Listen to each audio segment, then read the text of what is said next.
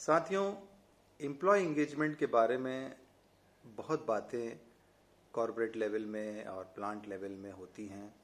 कैसे हम अपने एम्प्लॉय को इंगेज कर सकते हैं, इसके लिए सबसे महत्वपूर्ण ये है कि इंगेजमेंट क्या है, एम्प्लॉय इंगेजमेंट किसे कहते हैं।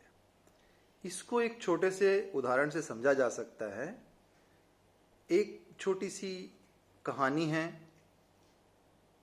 जिसको मैं आपको सुनाता हूँ, और इसको सुनने के बाद में आपको खुद ब खुद ये अंदाज़ा हो जाएगा कि एम्प्लॉय इंगेजमेंट क्या होता है और उसका क्या मायने हैं, उसका क्या प्रतिफल आएगा, उसका आउटकम क्या आएगा। एक जगह एक बहुत बड़े मंदिर का निर्माण हो रहा था और वहाँ पे सैकड़ों जो कारीगर हैं वो कार्य कर रहे थे। कुछ कारीगर का काम पत्थर तोड़ने का था, कुछ का जमाने का था।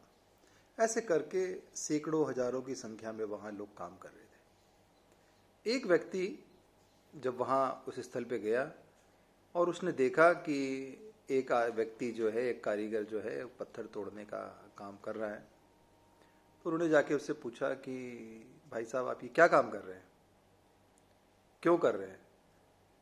तो बोला, तुमको दिखता नहीं है पत्थर तोड़ रहा हो? ये क्या है, बिल्डिंग बन रही है, कुछ मंदिर बन रहा है। मजदूरी मुझे कहीं मिल नहीं रही थी तो मैंने सोचा चलो यहीं पत्थर तोड़ेंगे, कुछ पैसा मिल जाएगा। बोले अच्छा अच्छा अच्छा, ठीक है ठीक है। वो व्यक्ति थोड़ा आगे बढ़ गया।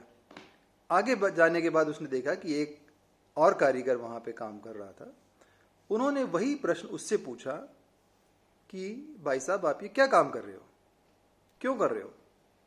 तो उसने कहा कि देखिए, यहाँ पर एक मंदिर का निर्माण हो रहा है और मुझे यहाँ पर काम मिला है पत्थर तोड़ने का। मैं पत्थर को ठीक करता हूँ और मैं आगे कारीगर को दे देता हूँ।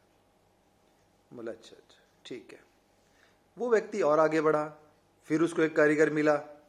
उसने उससे भी वही प्रश्न किया, ये क्या कार्य कर रहे हो, क्यों कर रहे हो? तीसरे कारीगर ने उसे बताया कि ये भगवान राम का मंदिर है और ये मंदिर के निर्माण में बहुत सारे कारीगरों को लाया गया है, उसमें मैं भी एक कारीगर हूँ, मुझे जानकारी है इस पत्थर को कैसे तोड़ना है और इसके लिए मैं ये काम कर रहा हूँ। बोले अच्छा गुड। उसके बाद वो चौथे कारीगर के पास जब वो व्यक्ति गया, और उसका जवाब सुनिएगा आप, तब आपको इस पूरे कहानी का मकसद पता चलेगा। उसने उस चौथे कारीगर से पूछा कि आप ये क्या कर रहे हैं, क्यों कर रहे हैं? तो उसने बड़ी ही सौम्यता से कहा कि ये भगवान श्री राम का मंदिर बन रहा है, मुझे बहुत अच्छी जानकारी है इस काम की, मैं पत्थर तोड़ने का काम करता हूँ। मेरा काम छोटा जरूर है, मैं जानता हूँ कि जब ये मंदिर बन के खड़ा होगा तो मेरे हाथ का ये टूटा हुआ पत्थर किसी को दिखेगा भी नहीं कि वो कहाँ जाके लगा, लेकिन मुझे एक अंदर से सेटिस्फेक्शन होगा, संतुष्टि होगी, जब भी मैं कभी ये मंदिर देखूंगा 100 साल बाद भी या मेरे आने वाले समय में भी, तो मैं सफलता के साथ में और काफ़ी इसके साथ हम बोल सकता हूँ कि इस मंदिर के अंदर जो पत्थर लगे हैं उसमें एक पत्थर मेरा भी है।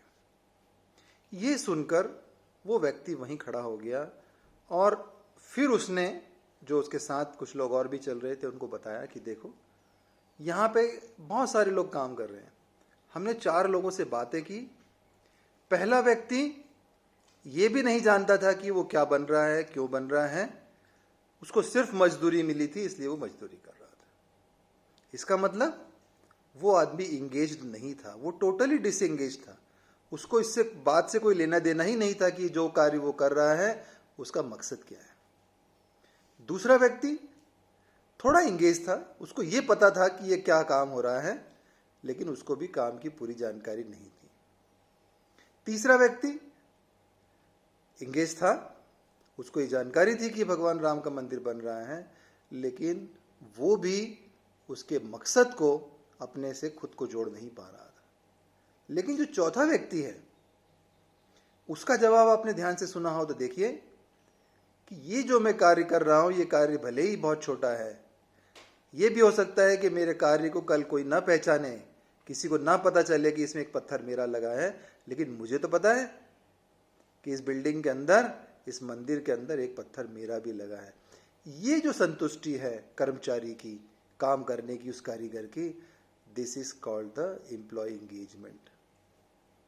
ऐसा व्यक्ति, ऐसा कर्मचारी, जब उसके मन में ये बात आ जाए कि मैं चाहे कारखाने के अंदर या किसी और सर्विस में, होटल में, कहीं पर भी छोटे से छोटा भी कार्य अगर कर रहा हूं और उस कार्य का इंपॉर्टेंस क्या है उस सर्विस में, अगर वो उसको पता है और वो उस कार्य के साथ अपने को जोड़ता है, सिर्फ वो मजदूरी के लिए नहीं जोड़ता, उसके मकसद के साथ अपने को जोड़ता है, तभी हम ये कहते हैं कि वो एम्प्लॉय पूरी तरह से इंगेज्ड है। इसलिए मानव संसाधन एक महत्वपूर्ण कड़ी है किसी भी कार्य की। उसका ये सबसे बड़ा जिम्मेदारी है कि वो कर्मचारियों को इंगेज्ड रखे। धन्यवाद।